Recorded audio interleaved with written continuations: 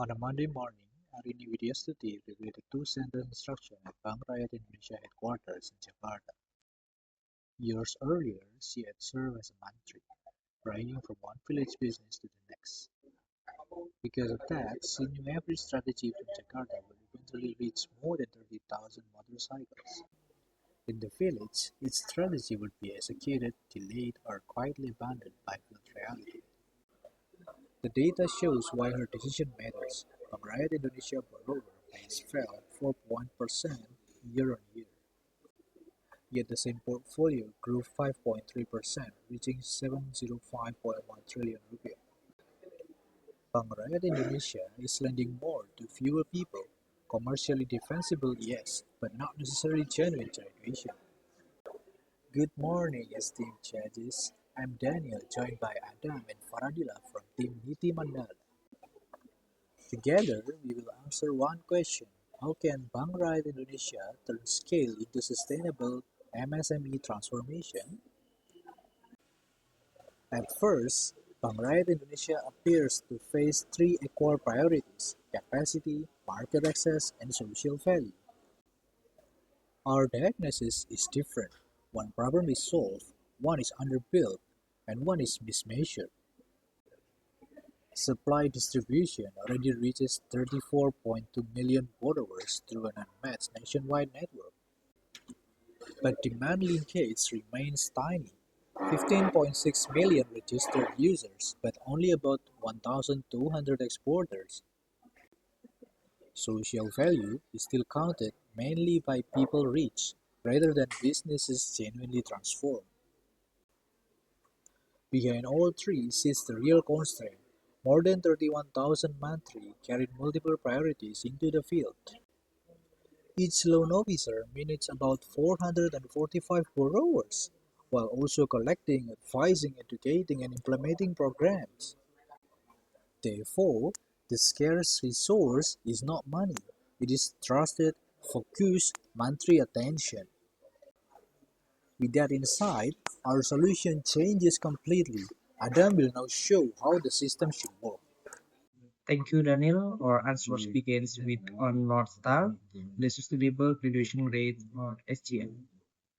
It ensures passing advancing on stage within 24 months, then holding that stage for another 12. Second, they must remain at collectability 1, that ends recreation and large credit limits do not qualify.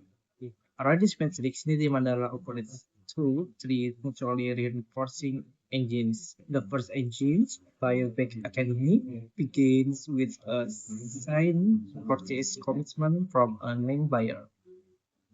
Because the order comes first, training target actually quality, volume, packaging, price, and delivery requirements. The second engine, cluster supply hub, turn existing cluster into buyer pricing, aggregation, and quality control units. This hub connect cluster Ku Hidupku, Desa Brilian, and Village Cooperative directly to community demand.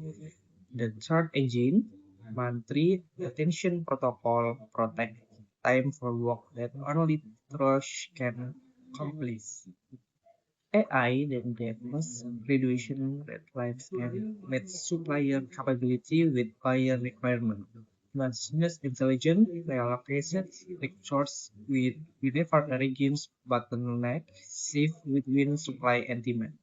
This brings use to our first answer, allocate 60% to empowerment and 40% to inclusion.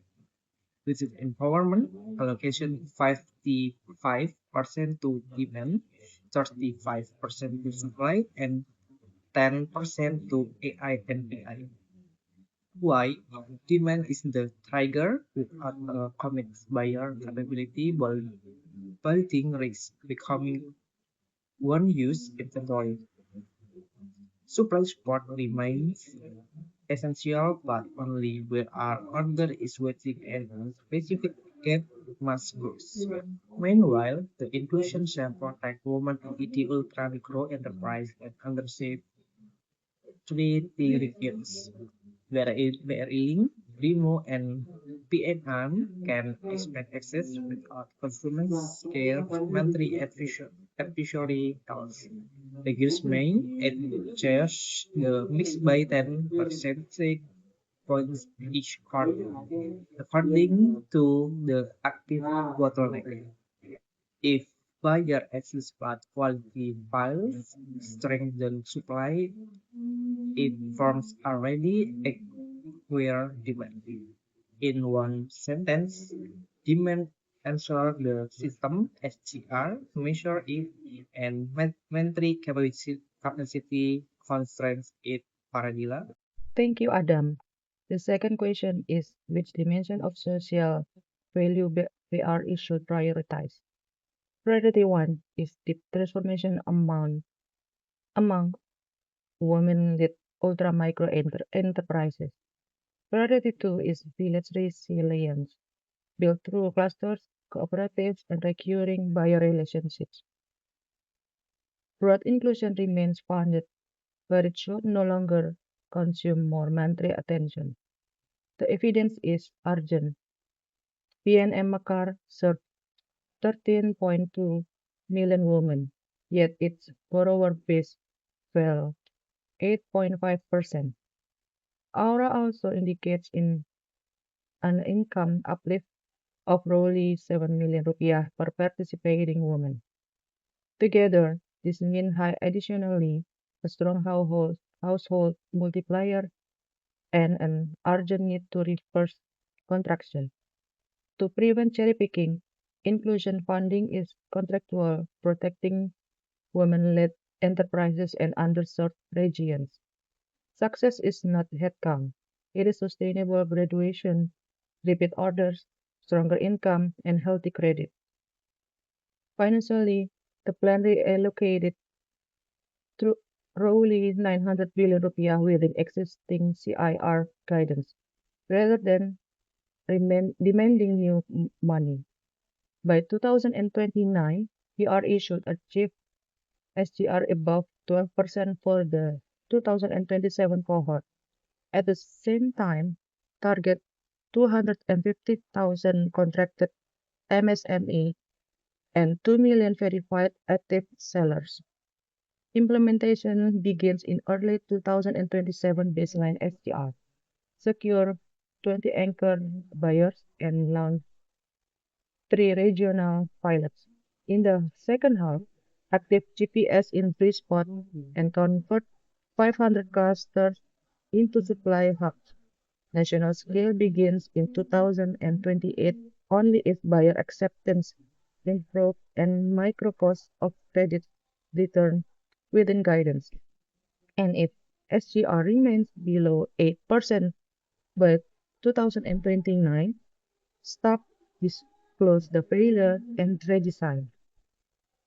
MSMA are 99.7% of businesses, create 61% of GDP, and provide 97% of jobs.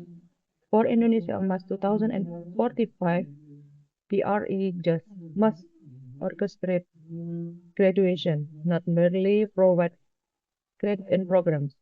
RNE diffusion will ultimately reach handlebar of more than 30,000 motorcycles.